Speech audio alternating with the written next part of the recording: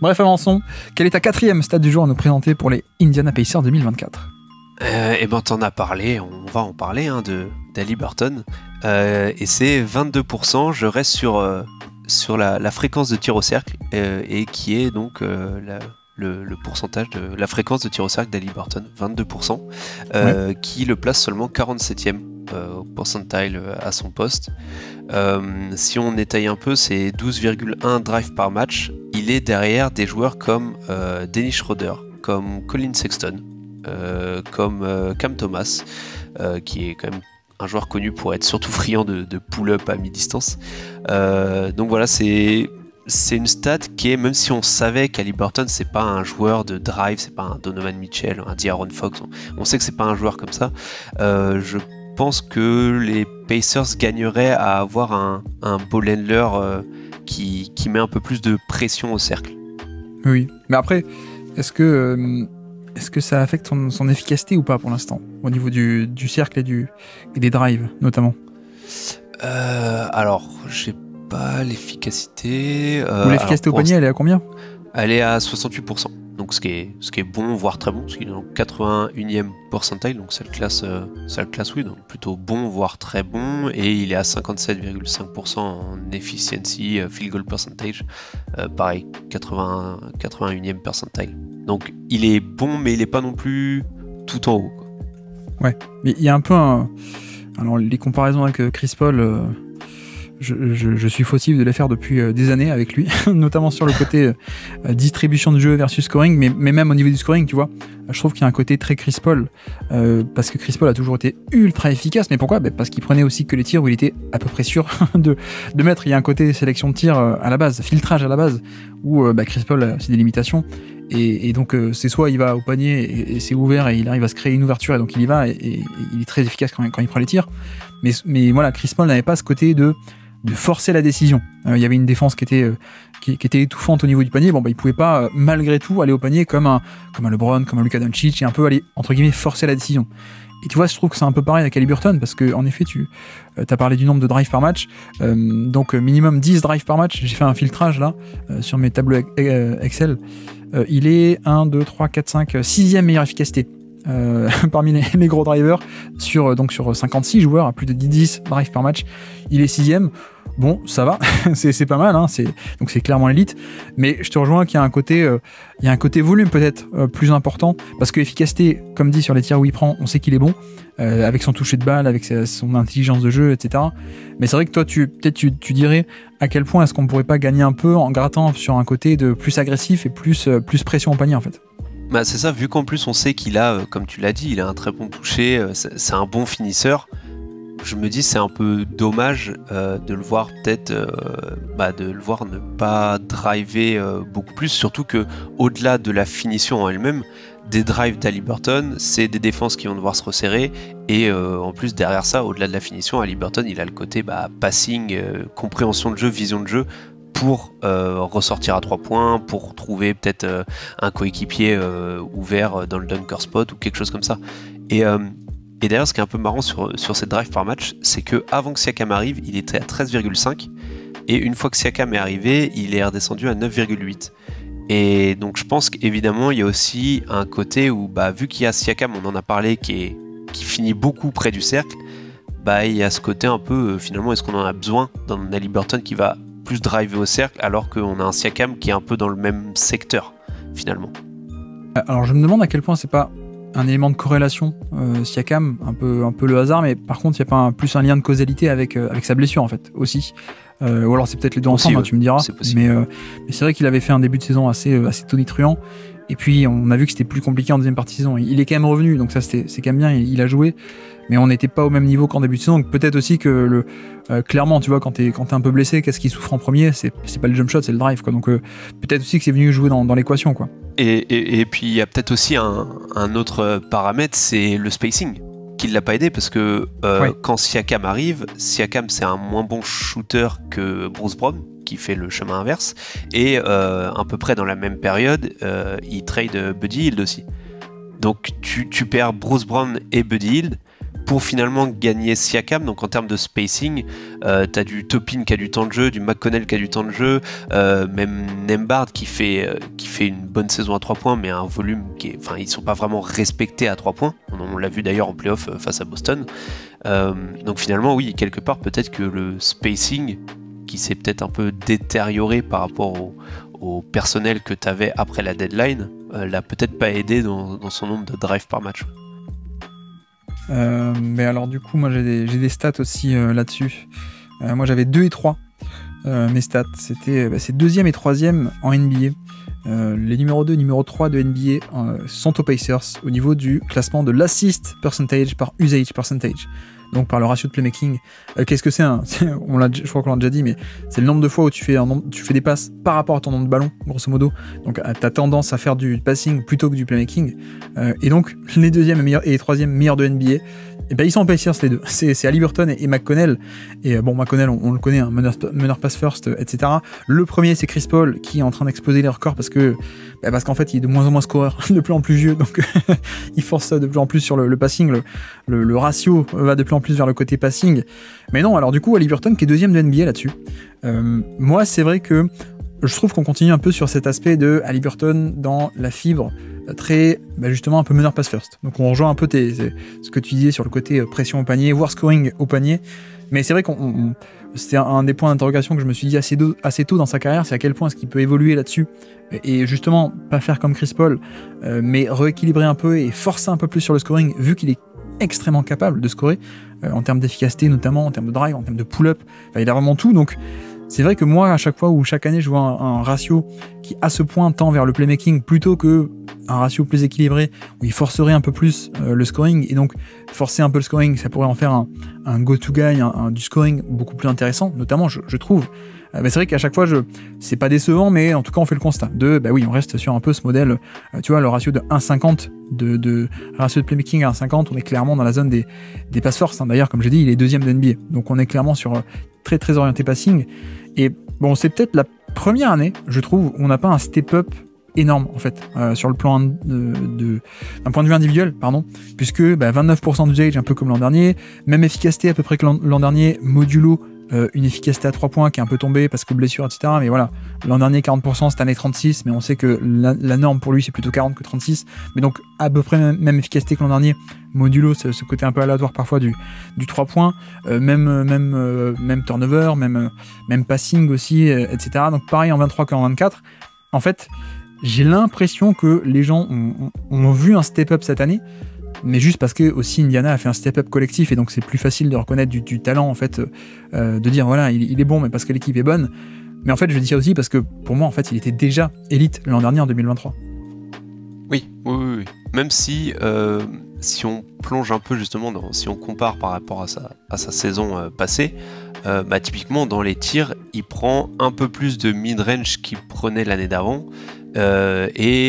S'il prend plus de tirs à 3 points, plus de mid-range, c'est qu'il y a un type de tir qu'il prend moins, forcément pour équilibrer, et c'est cette fameuse finition près du cercle, où il va avoir tendance à je dis pas qu'il l'a remplacé exactement ces tirs-là, mais enfin mathématiquement c'est ça, on va dire qu'il a quasiment remplacé les petits drives qu'il faisait en plus, ou du moins la finition près du cercle qu'il faisait en plus, il l'a remplacé par des shoots mi-distance, notamment des longs mi-distance.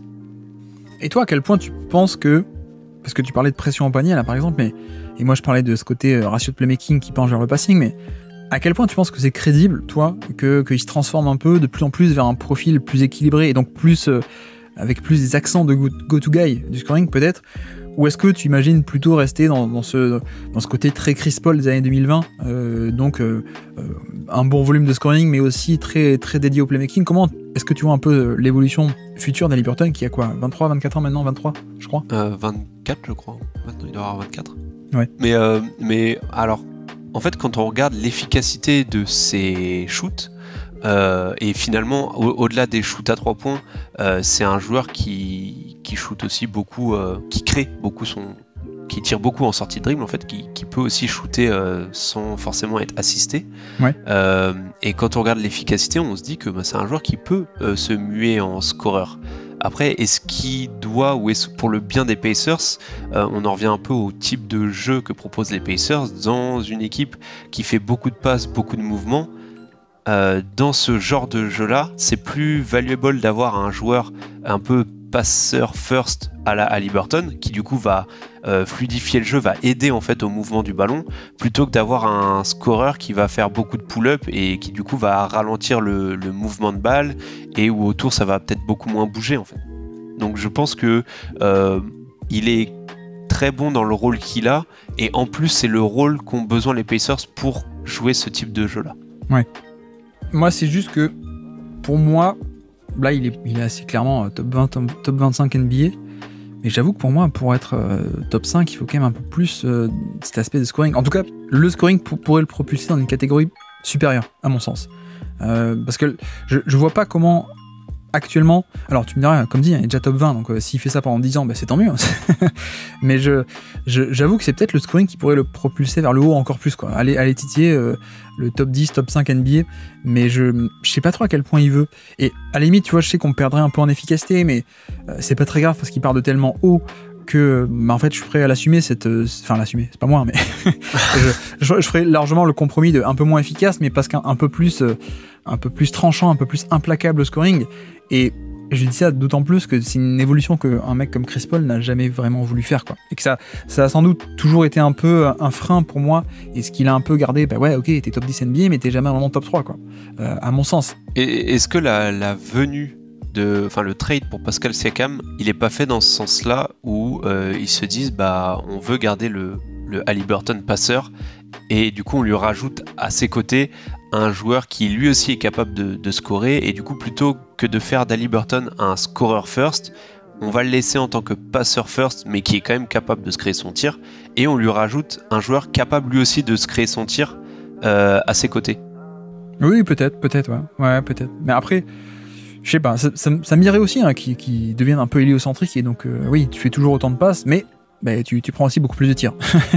Donc le côté beaucoup plus monopolisateur de jeu, je serais pas contre. Je sais pas, moi en fait, je trouve qu'il a tellement des qualités de scoreur assez impressionnantes que, enfin voilà, on va pas dire de non parce que on veut pas heurter les familles, mais il y a des joueurs NBA qui forcent beaucoup plus sur le scoring sans du tout avoir ce genre de responsabilité, et qui du coup collectivement et par les grands publics sont clairement perçus comme supérieurs, ou comme très bons, ou comme élite, quoi, tu vois.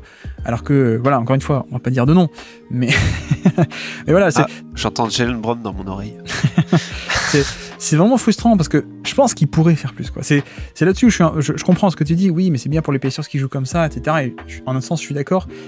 Mais je me dis, purée, t'as une chance d'être top 5 NBA et en fait d'être toujours aussi passeur, ou d'être en tout cas très passeur. C'est juste que, bah, tu vois, ce fameux ratio de playmaking, il suffit juste que une possession sur 3, plutôt que de faire une passe comme avant, ou une sur 4, plutôt que de faire une passe, tu prends ton tir, quoi. Je caricature beaucoup, mais il y a un peu cette idée. Pour moi, je pense qu'il y a un potentiel de score assez implacable, peut-être pas au niveau des tout meilleurs, mais ouais, clairement, pour moi, on pourrait avoir un mec beaucoup plus, quoi. Donc c'est à la fois une frustration, mais aussi à la fois, comme tu dis, c'est aussi l'illustration de la valeur de son profil, qui peut aussi en faire tout. Il fait ce que l'équipe a besoin, et il aide l'équipe aussi en un sens, et avec cette propreté qui va avec, hein. Donc ça me va aussi. Mais tu vois, si on creuse un peu au niveau des chiffres, puisqu'on parle de ça, mais je trouve qu'on n'est pas sur un mec qui monopolise le jeu, on n'est pas sur un mec qui est à ce point transcendant, surtout qu'on en a parlé au niveau de l'attaque, cette attaque un peu révolutionnaire. L'attaque d'Indiana, c'est quand même beaucoup de collectifs, et beaucoup de mouvements de balle, et beaucoup de participation un peu tout le monde, quoi. Donc, dans la théorie, on n'est pas vraiment sur un joueur qui est transcendant et au centre de tout. Je sais pas si tu vois ce que je veux dire, mais vu qu'on a un peu loué ce collectif et ce mouvement global, on peut pas dire que c'est Haliburton qui est responsable de tout. Un peu comme on disait, je sais pas, je prends un exemple, mais Jokic en 2022, tu sais, quand il joue avec des comme Pazzo, tout le monde est blessé, il joue avec des bouts de bois à côté. Bon, l'équipe c'est lui, les points c'est lui, et c'est lui qui dicte tout, en fait, hein. Et quand il est pas là, quand il est pas sur le terrain, c'est Kata, et quand il est sur le terrain, c'est top 4 de conf. Voilà, il y a ce côté un peu transcendant de l'individu. Et je trouve qu'on n'a pas totalement ça avec Haliburton, notamment peut-être parce qu'on n'est pas encore sur une version qui force beaucoup le scoring, mais mettons ça un peu de côté. En tout cas, sur le bilan 2024, on n'est pas totalement sur ce niveau d'impact un peu transcendant en tant qu'individu. Et d'ailleurs, on va regarder au niveau des on-off, ça reflète un peu ça. C'est-à-dire que le on-off avec et sans toi, on est par 100 possession plus 4,6, plus 4,6 par 100 possession au niveau du on-off offensif. C'est bien, c'est pas élite. Encore une fois, c'est pas transcendant. C'est-à-dire que c'est très bien par rapport à son poste et par rapport au joueur NBA, mais on est loin de, Jokic, quand à lui tout seul, il est l'équipe ou il était l'équipe. Curry aussi, qui à lui tout seul pouvait être l'équipe totalement en attaque et qui vont flirter avec les plus 10, tu sais, parfois de on-off offensif. Voilà, lui, il est que à plus 5, grosso modo. C'est très bien. C'est pas que lui. Mais, il y a une différence. Il y a une différence assez notable. C'est que là, on parle de chiffres de saison régulière. Où on a un peu ce côté plaque tournante, on a un peu ce côté collectif, etc., etc. Et pourtant, on voit qu'en play-off, la différence avec et sans lui, elle n'est pas de seulement 5 points par 100 possessions, ce qui est sympathique mais pas élite. La différence en play-off, cette année notamment, elle était quasiment à plus 10. Donc, de nouveau, on retombe sur les fameux Jokic, Curry, et ce côté un peu, je suis un peu l'attaque.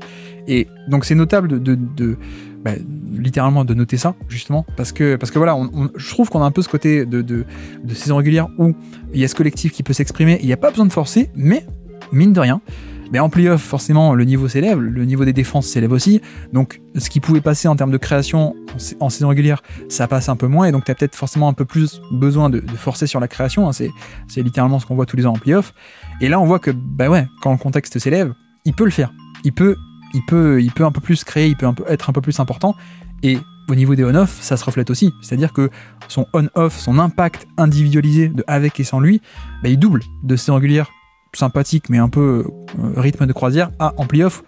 On voit que oui, il peut être ce genre de joueur qui est un peu transcendant, quoi. Oui, après, je trouve... Alors, on a parlé du passing et aussi du scoring, de son efficacité, si jamais on voulait qu'il se transforme un peu en go-to guy, scorer first. Il y a aussi une stat, moi, que j'aime pas trop chez lui, surtout si tu veux le voir se transformer un peu en scoreur, c'est sa capacité à provoquer des lancers francs. Oui. Et notamment le shooting fall percentage, donc les fautes en fait qu'il obtient sur des shoots. Les fautes provoquées pendant une tentative de tir. Donc les fautes vraiment provoquées, quoi. Pas juste pendant le dribble, une faute en milieu de terrain. Non, les fautes provoquées pendant une tentative de tir. Exact. Et il est à 8,9%. Ce qui est... j'ai pas le percentile seul, mais 56e percentile, donc voilà, un peu au-dessus de la moyenne. Tu parlais un peu de l'imaginer dans un rôle un peu d'héliocentrique, de joueurs héliocentriques. Donc automatiquement on pense à des Luka Doncic, des Trae Young, qui est un peu ce profil-là. Et en fait, quand on regarde des joueurs comme... Alors, Luka Doncic est évidemment sur une autre planète, hein, mais c'est des joueurs qui sont à plus de 12, 13, 14% en fait de shooting fall percentage. Même Trae Young, il est quasiment toutes les saisons à plus de 10, 12% de shooting fall percentage. Ouais, et puis James Harden dans son prime ou Jimmy Butler, ils vont titiller les 20%. Donc, oui, voilà. Donc, il y a ça aussi qui me freine dans le côté héliocentrique potentiel d'Haliburton, c'est... que les stars, c'est pas juste du pull-up à mi-distance, c'est aussi aller chercher les lancers francs. Et tu parlais des playoffs, du fait que les défenses se resserrent et que le jeu change un peu en playoffs. Le 8,9% de Tyrese Haliburton sur les fautes provoquées sur un tir, en playoffs, du moins cette année, c'est tombé à 3,7%. Alors sur un volume évidemment beaucoup plus faible, hein, mais c'est tombé à 3,7%. Donc, alors que on le voit en play-off, Luka Doncic par exemple, ça reste plus ou moins au même niveau. Du moins, ça chute un peu, mais ça reste très très bon. Ouais. Mais après, cela dit, comme dit, le on-off offensif général était largement meilleur. L'équipe était largement meilleure en play-off avec lui, parce que voilà, quand en saison, TJ McConnell ou Ben Sheppard, c'est sympa, quoi. Mais sauf qu'en play-off, on voit bien que c'est la création d'Haliburton, quoi, qui faisait la différence. Après, je comprends ton argument, je suis assez d'accord. Si je peux en présenter un contre-argument, Jokic a des shooting fall percentage autour de 10% aussi. C'est pas top, surtout pour un pivot. D'ailleurs, par rapport au standard de pivot, c'est beaucoup plus bas qu'Haliburton par rapport au standard de meneur. Donc, je comprends ce que tu veux dire, et c'est vrai que c'est un peu la norme de, pour être go-to-guy, tu as besoin aussi de savoir provoquer des lancers francs. Après, il y a aussi une donnée stylistique, j'ai envie de dire, de pas le style pour le style et pour la beauté du geste, mais il y a des joueurs qui, plutôt qu'aller chercher le contact, ils vont chercher l'angle layup. Irving aussi, Kyrie, il est un peu comme ça, Kyrie. Si c'est pas j'attaque le contact et je vais exploser au contact mais avoir la faute, c'est tiens, je vais essayer de contourner pour l'angle layup, parce que Irving, Jokic, Haliburton, c'est des mecs qui ont se touché de balle et donc ils vont toujours avoir tendance à essayer de faire partir le tir parce qu'ils sont précis à ce point. Donc je comprends ce que tu veux dire et j'aimerais moi aussi que ça augmente un peu, mais j'avoue que j'ai pas de mal à imaginer Haliburton sans forcément faire exploser ce côté provocation de faute, mais tu sais, juste en prenant beaucoup plus de flotteurs, beaucoup plus de pull-up à 3 points, beaucoup plus de en forçant un peu plus. Mais bon, on allait un peu dans les deux sens avec Haliburton, je trouve. Nuance et compliment. Mais je pense que on a déjà un peu dit, mais t'es d'accord avec moi, on a déjà affaire à quelqu'un qui est largement top 25, top 20 NBA, quoi. Ah, totalement. Par contre, si je peux prendre un contre-argument de ton contre-argument, c'est que, donc, notamment sur les joueurs que tu as cités, donc Kyrie Irving et Jokic, le shooting fall percentage de Jokic est très bas, notamment pour un pivot, mais c'est aussi, je pense que c'est un peu biaisé sur le fait que Jokic, c'est un pivot, mais qui joue comme un meneur, en fait. Donc je pense que c'est aussi pour ça que le shooting fall percentage est si faible. Et sur Kyrie Irving, il a aussi un shooting fall percentage qui est assez faible, mais finalement, Kyrie Irving, on l'a jamais vu dans un rôle de fan de Boston, meneur héliocentrique. Et du moins, quand on l'a vu, il n'était pas si bon que ça finalement. Aïe, le fan de Boston qui ressort. Non, je vois ce que tu veux dire, mais tu vois, malgré tout, et je peux comprendre la nuance que tu dis, il a jamais été le LeBron James ou quoi, mais le volume au scoring était là, quoi. Tu me donnes le volume de scoring de Kyrie en termes de volume, hein, vraiment. tu le mets à Haliburton, ça me va, quoi. Juste là-dessus, quoi. Mais non, mais je comprends ton nuance aussi, ouais. Je suis d'accord que Haliburton pourrait être plus scoreur, mais je sais pas. Alors peut-être que je bloque trop sur ce mot-là que t'as dit, mais je sais pas si Haliburton pourrait être ce joueur héliocentrique. En tout cas, pour l'instant, j'ai l'impression qu'il y a 2-3 petits détails dans son jeu, notamment la provocation de faute, la finition au cercle, qui me fait dire que il peut être un peu plus scoreur, mais je sais pas s'il y aurait le côté héliocentrique à la Trae Young, à la Luka Doncic, qui sont eux des extraterrestres dans ce domaine-là. Merci d'avoir écouté cet extrait. S'il vous a plu, l'émission complète est disponible en description et on se donne rendez-vous sur le feed principal du Basket Lab pour l'intégralité des podcasts. À bientôt.